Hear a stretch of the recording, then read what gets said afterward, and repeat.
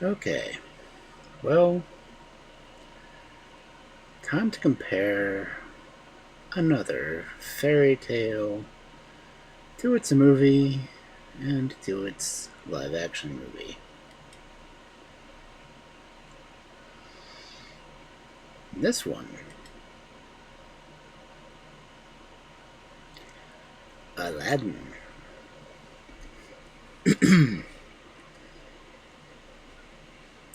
So, where to begin?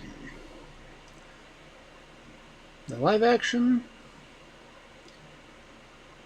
did its job trying to match the original animated, though no one could really ever replace Robin Williams, and Disney really did him a dirty with the second one.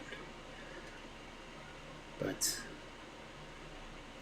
as far as all of that goes, they really cherry picked the original story. The oldest version I can find is tracked back to an Arabian Nights Entertainment. But it starts off with Aladdin's father being alive. In fact, Aladdin's father was a tailor. And no, he was poor, but Aladdin was lazy. He had a home, he had a family. His father saw that he was so lazy that it dismayed him to the point that he just died. Definitely not something you see in the movies. In fact, Aladdin had a mother. If it weren't for the mother, not much of the story would have happened. Because it was not Jafar, but a magician from Africa who claimed to be Aladdin's uncle, who came, saw the boy, because he needed someone to get the lamp for him. So, Cave of Wonders, that's real. That's part of it. That doesn't change. Getting Aladdin, talking him into going to get the lamp, also not a change. However, there is one of the first changes. There was another genie.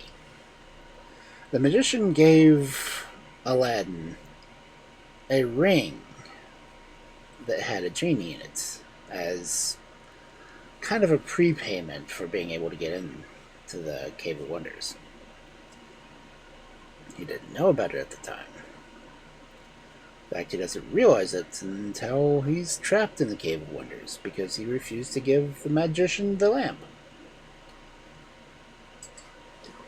So he polishes the ring and wakes up that genie. That genie is the one who gets Aladdin out of the cave and gets him home, kind of gets him safe.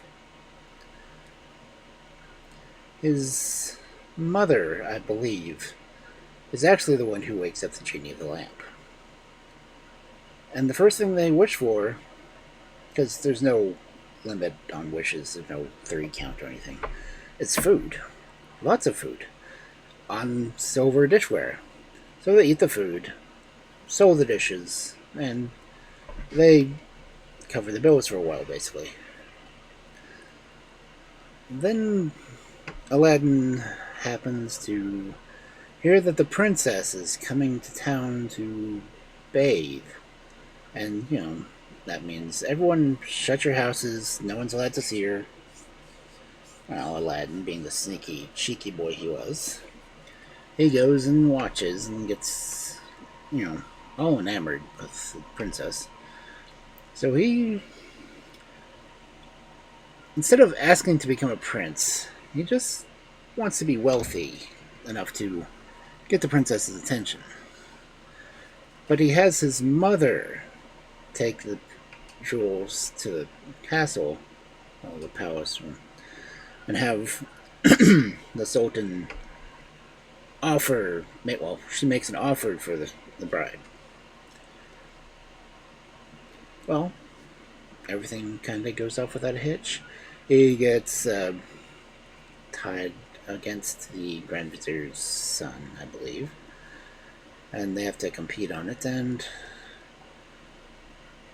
Aladdin uses the genie to absolutely terrify them by having them show up in his house, and he beat up the Vizier's son, and yeah. Anyway, as far as the Disney movie going along the story, lots and lots of differences. But as far as the live action movie going along with the animated movie, they did the best they could. Again, it just didn't have the same magic, pun intended, that Robin Williams brought to the Genie character. Will Smith, he did a decent job, but it's just hard to match up with the kind of power that Robin Williams had. Anyway, matching up with the live action and the animated, very good. Matching up with the original fairy tale, I mean, Aladdin wasn't even Arabian, he was Asian. And his uncle was from Africa. Well, his so-called uncle was from Africa. And the live one, no, not the actual story, doesn't even end the same place as the first one does. But as far as the live action meeting with the animated, they might as well have used the same script between the two of them, because they did not do much changing between them. So, all things given, I would say Guy Ritchie did a decent job. So, there's that. Thank you.